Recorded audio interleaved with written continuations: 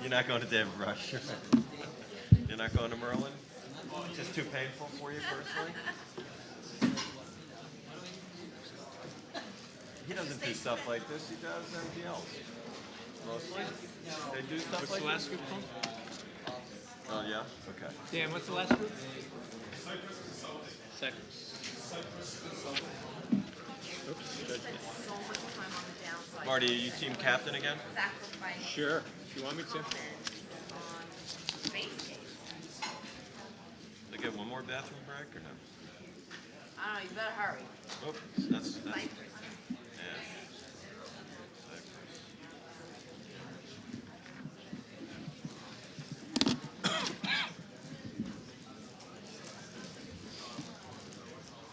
These are all undergraduates? Yep. They look older than 21, 22. Some of them are very well spoken. Right? God, my They're son's mostly 27. He's not as poised and composed as these people. They're mostly seniors, so they're 21. Mostly 21. 20, 21. Right? Impressive. You hire them right now? I like the visuals on that presentation. No words. That was well done. I got Whose bicep was that? Was that your bicep? That wasn't mine. They did a nice job with the showing the space visually. That was good. The first one to do that. And the yield on cost. And just also the break-even analysis, because I feel like everyone goes into, in college, how much money do you want to make? Yeah. And they brought in Merlin. What's They that? brought in Merlin. I told him you're in charge of getting us like ranking. Okay. That's it. He doesn't fool around. He's like, all right. 1, 2, 3. Got one. After we clear out the room, we'll figure it out. All right. Here we go.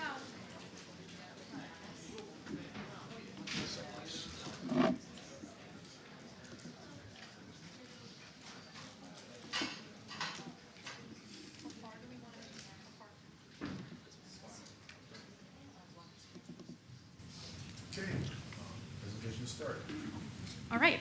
Well, good afternoon, judges. We are Cypress Consulting and would like to thank you for having us here today. 15 months ago, the fund purchased an option that now represents a prime value-add opportunity to invest in one of Europe's most elite retail hubs. This, in addition to our analysis of the 3 lease offers on the table, we recommend the following strategy for this investment. First, to fund the remaining capital and close the deal. Second, to sign Topshop by incentivizing a 10-year guarantee with a cash allowance. And third, to flip the property immediately upon lease-up. We are confident that our strategy will hit the fund objectives as it not only surpasses all the financial hurdles, but will also boost the fund's reputation by bringing one of UK's most prominent fashion retailers to the #1 retail district in Spain. Now, our strategy is not to go with the safest option, but the one that maximizes value on a risk-adjusted basis.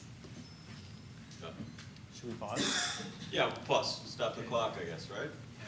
You gotta. You might want to plug in your PC. Can you stop the clock, please? Do we have an IT competition Can you going just on? close that? And it, It's on the hopefully screen. it'll be enough time to finish.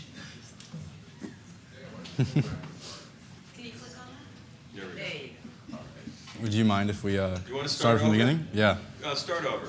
Okay, sure. It's hard to sort of go midstream. That's okay. Reset the clock, please, to 14 minutes and 2 seconds. This is our version of instant replay.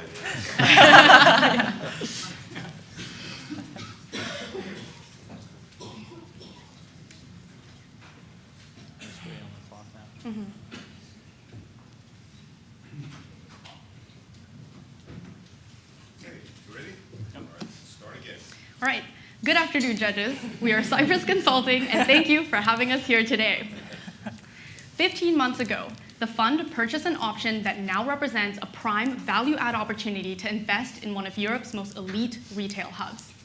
This, in combination with our analysis of the 3 lease offers on the table, we recommend the following strategy for this investment. First, to fund the remaining capital and close the deal. Second, to sign with Topshop through incentivizing a 10-year guarantee with a cash allowance. And third, to flip the property immediately upon lease up. We are confident that our strategy will hit the fund objectives as it not only surpasses all the return hurdles, but will also boost the fund's reputation by bringing one of UK's most prominent fashion retailers to the #1 retail district in Spain. Now, our strategy is not to go for the safest option, but the one that maximizes value on a risk-adjusted basis. Now, as Lampert knows very well, every successful business plan requires strategic decision-making at every step in the process. In our analysis, we've identified 4 key decision points for the fund: the buy decision, the lease decision, the exit decision, and the financing decision. So in this order, we will walk you through the steps of our business plan, and I will begin the buy decision by looking at the Spanish economy.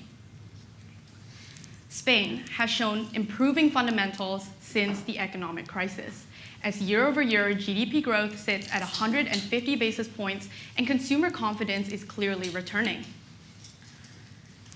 With this, investor confidence is also returning, as investment volumes have seen a drastic improvement since 2012 levels, and 2015 is well on its way. Madrid is the hottest investment market in Spain, as 2015 saw over 50% of all investments in real estate in this market alone. And in comparison to some of the primary markets in Europe, Madrid has seen significant cap rate compression in the high street retail segment, with market cap rates sitting at just 4% today. And lastly, Fuencarral is one of the most highly sought-after corridors in Madrid, as supply of the best income-producing retail assets is becoming extremely scarce. And this has been supported by the 25% increase in tourism in Madrid since 2013 and a 2.7% year-over-year increase in footfall. Now note, a lot of these improving fundamentals has happened 15 months ago, over the last 15 months when the fund purchased the option. So what this means for the fund then is that the option has clearly paid off, as the locked-in price of 20 million euros now represents a price under market in comparison to our current estimated property value of 24 million euros. What this implies is that even if the fund wanted to flip the property today with no lease in place, it would still walk away with a 4 million euro profit. This means then that there is absolutely no reason to walk away from the deal. Therefore, for our buy decision, we recommend to fund the remaining capital and close the deal.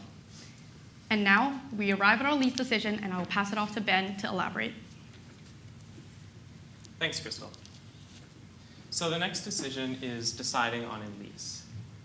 And in the past 15 months, the fund has received interest from 3 prominent retail players: Zara, Decathlon, and Topshop.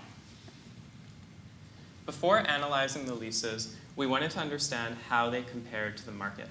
So what we did is we looked at comparable deals, and we quantified 4 different factors and how each of these factors individually impacted rent. For example, in this case, for the market, credit strength decreased it by 19%. The other 3 we looked at were guarantees, the unit size, and the floor layout. All of this put together resulted in the implied market rent being 675 euros per square meter. So now let's look at the tenants individually. First, we have Zara. Zara is Spain's strongest retailer, so they hold a lot of leverage. And this allowed them to give an offer that was 5% below what we would expect from them. Combining their strong credit with their below market rents resulted in a market cap of 3.5. Next, Decathlon. Decathlon is the world's largest sporting goods retailer, and they offered rents 5% above what we would normally expect. When you combine their relatively lower credit strength and their above market rents, we found that the assumed cap would be 4. Finally, we have Topshop. Topshop is a global brand currently focusing its expansion within Europe. Now, Topshop is offering around market rents, but if you look at their deal with a guarantee, we found that it was around 23% above what you would normally expect. The lack of guarantee also affected the cap rate, having an assumed cap of 5.5. Now I'm going to pass it on to Zach. Thank you, Ben. So we evaluated these three offers on an as-is basis. And what we found is that Decathlon ended up beating out Zara and Topshop. Decathlon beat out Zara just by having better lease terms. And then after evaluating brand equity and the fact that based on corporate guarantees, we thought Decathlon was the best option to go for. However, we have an unsolicited offer of, oh, my apologies. Yeah. Now these are our quants. So when you look at Decathlon, we see that they have a 39.8 million net sales proceeds, being the #1 option out of Zara and Topshop. This is after leasing commissions, TIs, and free rent. However, we have a 57 million unsolicited offer from a prominent pension fund. We believe we can hit this under the current lease terms only if we can also obtain a corporate guarantee. Which now brings us to our next question. Why is Topshop not willing to sign a corporate guarantee? Well, there are two reasons we believe. First is that there could be lingering worries about the crisis that has just happened in Europe. And now the second one, which we believe is most important, is that they have a lack of demonstrated success in the Spanish markets. This means they don't want to be held down by a corporate guarantee in case things don't go as planned and they are required to exit early. So we basically had to come up with a strategy that allowed us to either make Topshop survive in Spain easier, or that would lower that barrier to exit which is created by the corporate guarantee. We were able to narrow it down to two scenarios. The first being percentage rent, and the second being offering a straight up cash allowance. Now I'm going to hand it over to Brianna, who's going to talk about both these scenarios in detail. Great. Thank you, Zach. So our first option was offering Topshop percentage rent to incentivize them to sign the corporate guarantee. This allows Topshop to hedge against variation in sales revenue. However, due to the conservative nature of the buyer, this creates uncertainty of cash flows, which increases the risk to the portfolio. The second option is asking Topshop or providing Topshop with a cash allowance. This is the easiest and most direct way to incentivize Topshop that does not impact the stream of cash flows. Comparing Topshop with a guarantee to Decathlon, even in an optimistic world, creates a 10 million euro difference in profit. Therefore, we recommend sharing some of this profit with Topshop. We recommend starting an offer of 5 million euros to a maximum of 10 million euros, which is the difference between our two best options. This opportunity creates the best option for all parties involved. It's important to note that Topshop has only one other option on Fuencarral. This, in addition to the cash allowance, gives us leverage over Topshop. To summarize, Topshop with a guarantee, incentivized with a cash allowance, provides the highest expected profit over all other options. Therefore, for the lease decision, we recommend going with Topshop. Thanks, Brianna. Next, I want to evaluate if we want to flip or hold MDF. First, the small size of this deal represents a small amount of the overall committed capital, and extending the hold period would be an unnecessary headache. Second, the offer on the table represents a quick win and would establish a great reputation early on in the fund's life. And it would also highlight Lampard's ability to execute deals outside of the UK and Germany. Now I just want to walk through the timeline. In April 2014, the fund purchased the option for 5 million euros. And strengthening market fundamentals since then have brought us to today, where we recommend to fund the remaining 15 million euros. Now after a 90-day closing period, Lampard Real Estate Investments will receive a profit of 29 million euros. Now, due to the irregular timing of the cash flows, the IRR comes up to 201%. However, if the total acquisition cost had been in month 1, the IRR would be 75%, similar to returns seen early on in Fund 1. Now that we have established that we want to flip MDF, let's take a look at the financing available. First, this deal, the small size of this deal would make raising additional capital unnecessary. And second, due to the lockup periods in both of the debt offers, This would prevent the execution of our flip strategy. Thus, we're recommending to take on no debt. Again, walking through the decision tree, we want to fund the remaining 15 million euros, we want to lease the space as Topshop, and we want to flip MDF unlevered. Now I'll pass it to Ryan, who will talk about key risks. So we understand that our strategy isn't without its risks, but we believe the high potential returns more than justify that. Now, we've identified 2 key points of risk in our business plan. First, negotiation risk with Topshop, and secondly, selling risk to the pension fund buyer. Now I'm going to walk you through what we would do if our plan, things don't go as planned. So first of all, thus far, Topshop has refused to sign a guarantee. We believe a 7.5 million euro cash allowance would be enough to get them to agree to that, but there is the possibility that even with a 10 million euro offer, they could still refuse our offers. Luckily, we are extremely downside protected because we have the backup plan of going with Decathlon. In this scenario, the fund would receive a 20 million euro profit.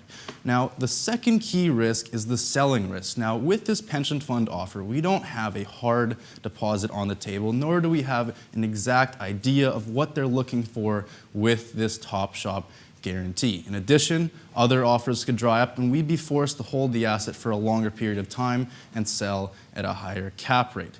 However, even in this scenario where we sign Topshop to a lease, hold for a year, and sell at a 4.5% cap rate, we are still projecting 18 million euros of profit.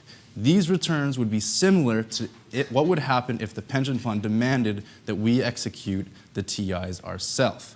Now, in addition to our base case, we also modeled an optimistic case where Topshop accepts our initial cash allowance offer of 5 million euros. In this optimistic point of view, we would receive a 31 million euro profit.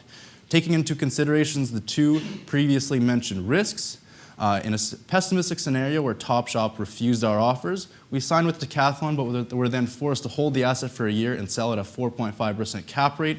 We are projecting a 15 million euro profit. These high returns exemplify the exceptional opportunity that this fund currently has and how much value the fund is adding by turning this multi-tenanted headache to a single-tenant steady stream of cash flows. To give you a better idea of the downside potential scenarios, even if the fund were to hold the Topshop leased building for its entire leasing period of 10 years, the fund would still receive a levered IRR of 22%, above its financial hurdle of 20%. In addition, as Crystal mentioned, we could flip the asset now as a box and still receive 4 million euros of profit. When you have an opportunity like this, it's not best to go with the safe option first. You should try to maximize value. And our recommendation, we believe, is the best way to do that. To reiterate, our strategy is to fund the 15 million euros of equity, sign with Topshop, provided we can incentivize them to sign a guarantee with that cash allowance, flip the property immediately, and do the project unlevered.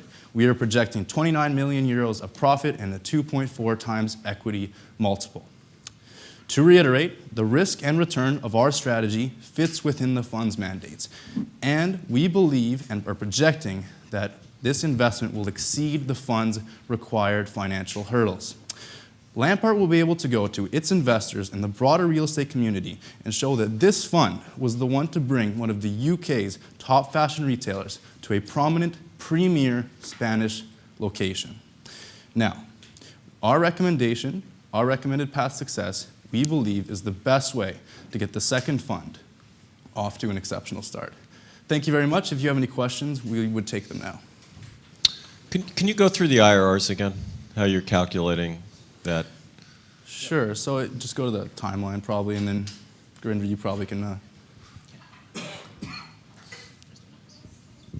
the mouse it's on there. Yeah. So no. Okay. Get the logo again probably. I guess you have to just look on that screen. So when you think about how the timing of this cash flows works, where only 5 million euros is going out day one, and then 15 months later, you're having that 15 million euro outflow, followed again by that large outflow 3 months later. It's really going to distort the IRRs, but I think Gurinder can probably give you a normalized picture of what those IRRs would look like. So that's the slide. So in July, it's 3 months, you're signing a lease, doing the improvements, getting them in and selling. And So- selling to a pension fund. And selling to a pension fund? So in this 90-day closing period, we would simultaneously engage Topshop and the pension fund, and we believe based on the offer of the lease, where the pension fund looks for us only to execute the lease and not to complete the TIs, that they would be able to do that themselves, and in 90 days we'd be able to close both Topshop and pension fund and then exit while subtracting the leasing costs from our purchase price. Pay for the TIs? No, we subtract that from our reversion value, sorry. And the cash allowance, when is that paid? That's a percentage, I didn't follow the math on that. They get a piece of the profits once realized? Yes, they get a piece of the profit. So Okay. the difference between our two best options is 10 million euros. And so we'll go to them with 5 million and then up to the maximum of our next best offer. And then we'll pay that to them if they sign the guarantee. And if you can't execute the sale, then they get nothing? So The if they guarantee, don't yeah. sign a guarantee, No. If they do sign the guarantee with your cash allowance. Yes. But then you can't actually execute on the sale, yes. then what happens? Yes, we have a hold scenario for that. They would still receive that guarantee. It's really riskless for them, for us to sell it. It's only really, the selling risk is completely on our shoulders. So they get it. They get it anyways, yes. And have you considered that from the buyer's perspective, the pension fund, they might very well look at that $7.5 million payment converted into the equivalent of free rent. And you're talking about, that's almost 4 years of free rent. So Yeah. if the buyer looks at that and takes that as a proxy for what the market is on a net effective basis Yep. for the rent on this space with the corporate guarantee, what do you think that's going to do to their $57 million offer? Well, Lampard would be eating that cash allowance, and so in order to preserve the high face rent. No, I understand that, Yeah. but have you looked at the net effective rent implications of a cash allowance that large?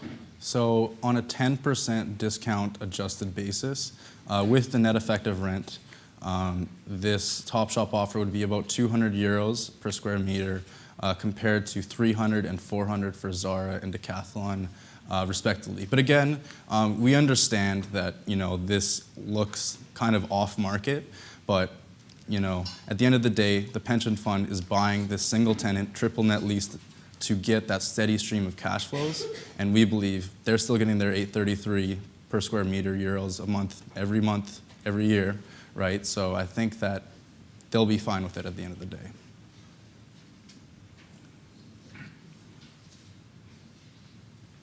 Well, I think you were very creative, again, with the percentage rent and the guarantee. As Michael noted, I think your timing's just way off. I assume you think that the buyer is the guy that he had pre-specified? Sorry? Who's the buyer? The pension fund is specified in the case.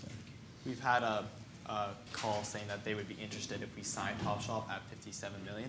They would, or sign Topshop, they would offer 57 million. So that's where we got that from. We didn't just pull it out of thin air. Yeah, why don't Grinder, why don't you walk them through the 1-year hold scenario? 57 million? Yeah, that's what they offered. And then you would subtract the leasing cost from that. So Grinder, We also have a scenario where we would carry out the leasing and the TIs ourselves, and even in that scenario, we still had a 65% IRR unlevered. And in this scenario, the hold period is extended by 12 months, and we would exit in June of 2016. I think most of us would consider that an upside case, the pension fund taking you out for 57 million. So did you use that as your base case? Yes. We also looked, and we've seen very similar transaction in the marketplace with a similar size, where a private equity fund such as ourselves was able to exit immediately after signing the lease. And if we're still looking to sort of enhance our brand and reputation in Spain, perhaps we can work out a deal with the pension fund where they would pay us sort of an asset managing fee. We would execute the TIs for themselves while they already have possession of the property. And you feel that if you don't make the Topshop lease, that Decathlon's just sitting waiting around, they were going to get a lease?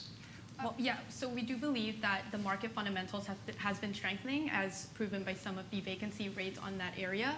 And as Brianna noted as well, there is only one other option on that street for potentially a flagship store, and we're not sure that that unit is even vacant. So we do have reason to believe that Decathlon would be at the table should Topshop not want to sign the guarantee. But Decathlon may be looking at that space today, and once they're told that you screwed them, they may be off to a different market. There's lots of other markets in the country for them. It's also worth noting that at this time, because of the recent recovery from the recession, tenants are moving in very slowly. So it's a slow-moving market, which is also increasing our confidence that we will still have a deal even if the first one falls through. I thought it was creative. I liked that you took the a high offer in the book in the case study, and rather than kind of looking at all your options and kind of trying to make projections for each, then you sort of took what was a very high offer and you tried to fortify that, how to secure that, how to make that possible. It did come with risks, as we've sort of discussed. You made a large payment to them. What if they don't pan out? What if that actually sort of dings you? What if that dings you when a institutional buyer is looking to acquire this from you? But I like that you had a slightly different approach to it altogether. Thank you, yeah. And on that point, we believe that in terms of sort of probabilities, we'd estimate that the biggest sort of probability of not going through is not being able for Topshop to agree to that guarantee, just because they've been pretty resistant thus far, and originally considered recommending signing Decathlon. But we believe that with the risk-return profile of this fund, why not go for that additional value to start with? And in the scenario you use Decathlon, did the pension fund buy it again? No, we would look for other market buyers at a 4 How cap. long does that hold? For a 1-year hold with Decathlon, we would be looking at a $19 million profit and a 65%. Just walk me through the timeline. You buy the site for the remaining $15 million. Yep. You screw up with Topshop after 3 or 4 months. Then you start a whole process with Decathlon. Mm-hmm. Right? Yes. We believe with Decathlon, you then go to the market to go find a buyer, right? Correct. So it's a lot more than 1 year. Is that what you think? It possibly would, but again, with the opportunity that the fund has on its hands right now, I mean, at the end of the day, the returns are very much going to justify doing this deal, Right, in our the opinion. returns aren't going to be close to that. It's going to be a much longer timeline.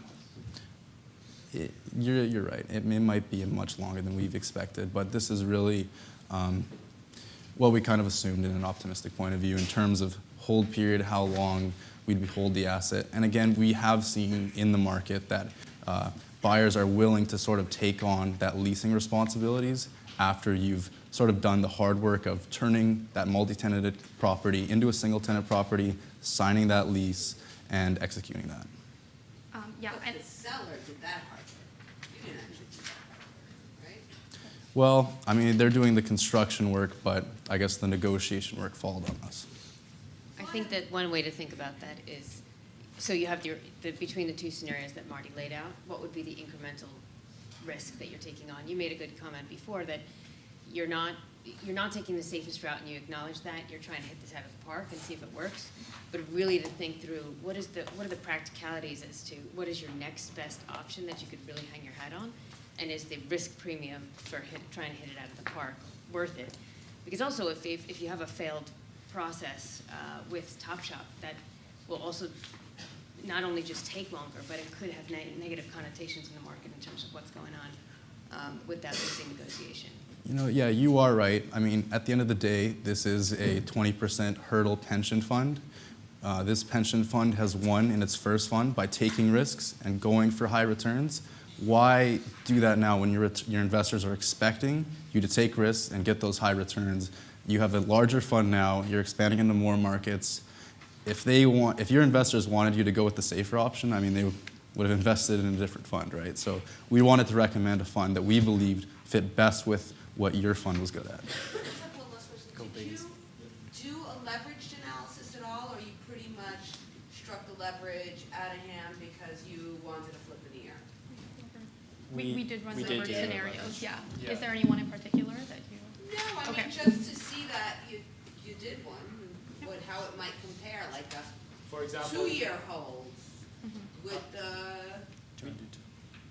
Top shop? Yeah, Top Shop long-term hold. Last question. That's the last question. so we also ran a scenario where we would hold, for example, if there was no buyer in the market and we were forced to hold Top Shop for the length of the lease, and in that scenario, so you're going from 1 to 10. yeah, and then we would go with the CMBS option, which results in a lower interest rate of 3.5%. We obviously would consider that strategy, but at the end of the day, you still have $780 million of equity to get through. Why, lever and do all that? It was more of a strategic decision to get out within a year from now. Exactly. By the way, being the developer of the group, I would have done exactly what you guys did. But Thank you. I would have thought that it would have taken a little bit more time. Okay. Thank you. Thank you. Thank you very much. Good job.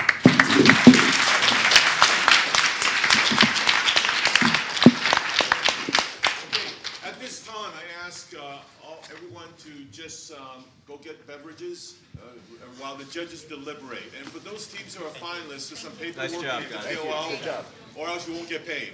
So please fill out the form. All finalist teams, please go to the registration desk to fill out the paperwork for your prize money, and all other